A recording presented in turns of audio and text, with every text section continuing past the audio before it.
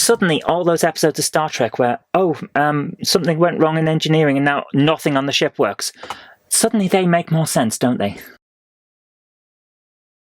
Hello everyone, welcome back to the vlog, and today we're doing a bit less of what have I been doing with my life and more of what the hell is going on in this world. We've just had a major, seriously major computer outage, the largest that we've seen since probably that time all the computers got hacked in the 80s when there weren't as many computers and hacking was a bit more of a rare occurrence, let's put it that way. It's been the big one, and this time it wasn't hackers, it was a security company, and what it appears to be is they haven't properly tested what actually, let me roll back on that one. They definitely haven't tested, because it appears that this security company just decided to send out an update that crashes systems, and then once they've gone to blue screen of death, it cycles the blue screen of death, so it's permanently just going round and round and round. You need to actually physically get someone who knows what to do out to that computer to fix it. That's what I've been hearing from security experts.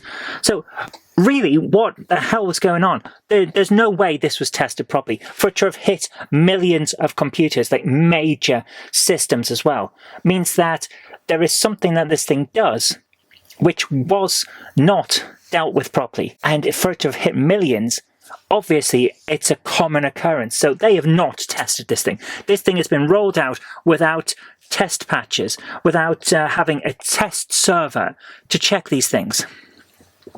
That's really not good. So I'm going to say this company is probably a former company now. It's just one of those things. Essentially what they've done is, hey, it's a Friday.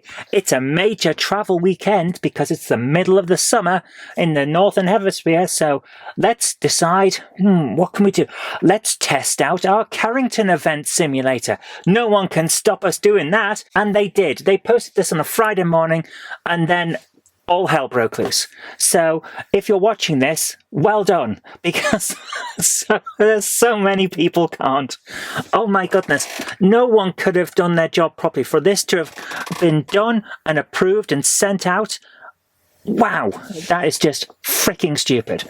So yeah, if you're seeing this and you're seeing it on the day I uploaded it, you're one of the lucky ones. Good grief. And people wonder why I don't use Windows. Ladies and gentlemen, this is the first time we're coming back to the vlog because I've changed how things work. Since I came back from Italy in April, I have been working flat out trying to get a load of major projects done. It feels like every time I just get up back onto my feet, I'm getting pushed back down by work. And it has been like that every single day, trying to just get a little bit of time to do my own thing and then just getting beaten into the ground by other major projects. And it even happened today. At about 3 o'clock, I was trying to settle down and actually make this video. And then I got a phone call saying, no, I need you to change everything. So hours upon hours of extra work, replacing work I'd already done. It feels like it was just the proof that there was a major problem going on with our work. So Jen and I have changed how we do things, and now I've got some time. I'm pulling a little bit of time to myself to make videos on this channel again, as well as live streams on Gamehammer, and hopefully the reviews on Gamehammer as well. It's just, it's not great to feel like the only thing you're doing is barely surviving, but you're working for yourself, and it's like, but I should be the boss, and then you're not.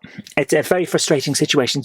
Hopefully it's all sorted. So we get to bring the vlogs back, and that's a major thing, because it allows me to just have a proper chat with you guys, which is exactly what I want to do. Outside of the live streams, where it really is more focused on the games, actually talking about the things that are interesting to me, politics, current events, all of that stuff, the type of thing that doesn't fit on the railway stuff that I do with Jen, or the gaming stuff I do on the Gamehammer channel, or any of the other projects. So it's great to have that back. And to that, I want to talk about The Boys, because I finally managed to get caught up with The Boys the other day, and the finale of season 4's come out. Now, when The Boys first came out, as I was doing other work and getting things rendered, I was watching it in the background. Got my little screen here. I can watch shows while I'm doing stuff on the main computer. So I was watching The Boys, and I got 4 episodes in. I wasn't there on day one because, although I did want to watch it, I just simply didn't have time. Remember the punching back into the ground the moment I got up thing. So I didn't have the time to actually sit down and watch it straight away, but I wanted to see it, and I got 4 episodes in and realised I wasn't enjoying it.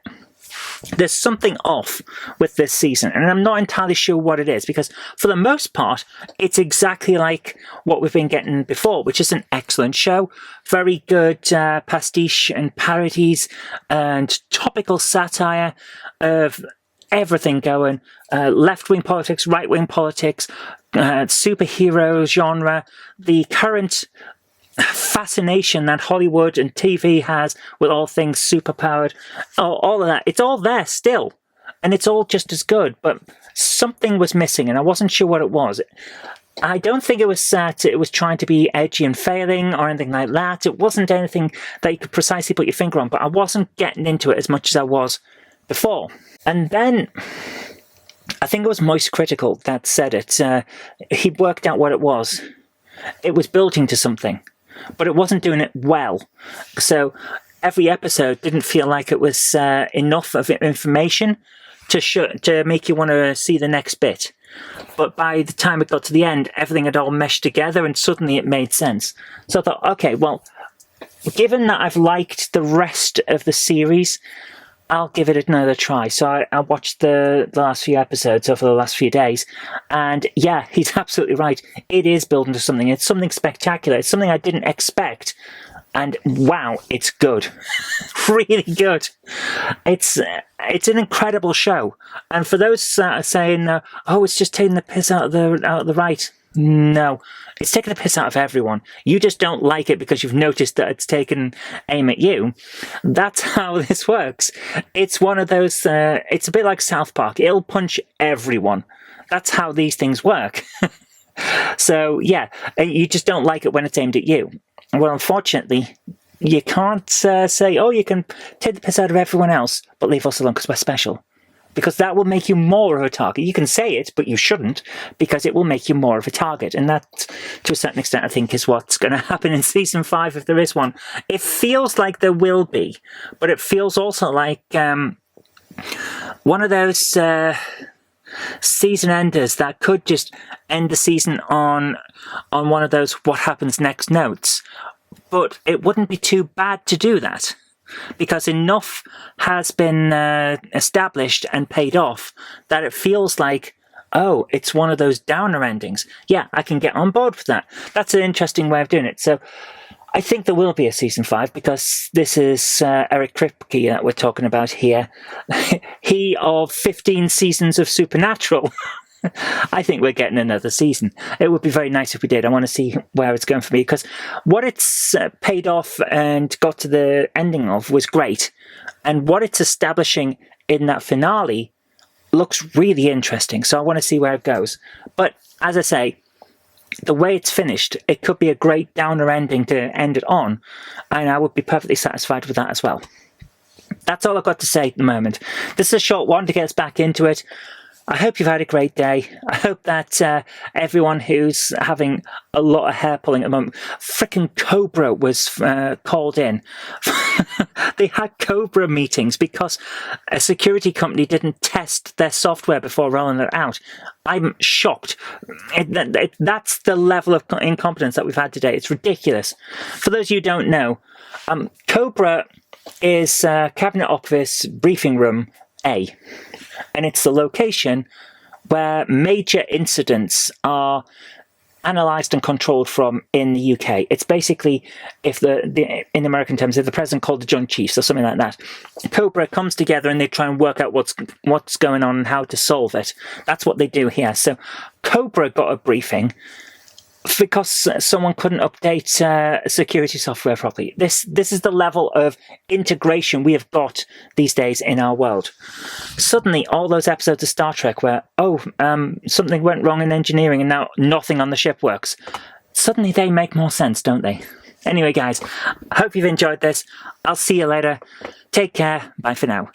If you like the show, please consider supporting me on Patreon. It really does help create future videos. That's patreon.com/Zoe Kirk-Robinson. And I've got an extra special thanks going out to Chief89, Sam Yates, Retro Mickey82, Mo Henry, and George Botterini. Thank you so much, guys.